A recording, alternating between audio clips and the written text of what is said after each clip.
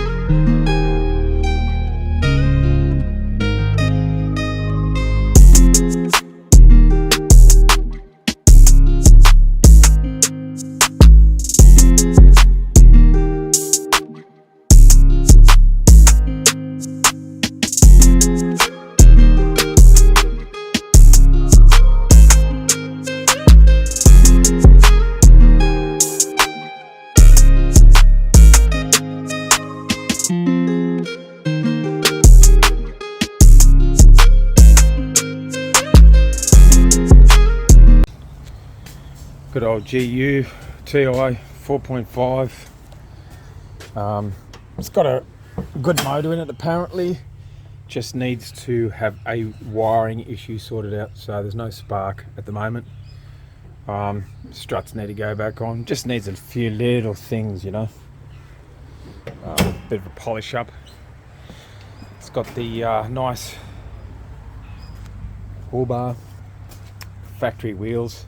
It's pretty clean. What do we got here? Seats are stuffed, but there's another set of seats that came with the car. Interior's freaking pretty good. Apart from the seats, the interior's great. Like the freaking dash is not cracked. Sunroof's there. It's pretty good, really. That one there is locked. Unlock it. Just been sitting for a little while, that's all. So they're the set of seats that come with it, the back seats, headrests. Old mate was going to do a quarter chop. I've got the pieces that go in there. These taillights, I'm not sure why one's completely red, the other one's got that there. But I've got all the bits and pieces for it. Yeah, it looks like it's got the back seat in it as well. And yeah, I mean, it's pretty good, you know, like, I mean, $4,000 for a car, especially a Patrol. You don't get a Patrol like this for $4,000 unless it's, yeah. So as I was saying before I freaking got cut off, you don't really get a decent GU top of the line model. I mean, seats are stuffed, but hey, I got these ones to go in it. They come with it for $4,000, you know, like, it's a pretty good car. I've checked all the electrics, all the lights and that seem to work. I'm not sure about the windows, but yeah, I reckon it should be good once she's running. It's got a factory diff lock, apparently, 2-inch lift. The engine turns over but won't fire up. I've got an idea roughly what I think it could be. It looks like I think the dizzy's been taken out. It's probably not been put back in properly on the correct timing. So, but yeah, I've got a whole heap of bits and pieces that came with the car. Freaking also over here I have a spare engine.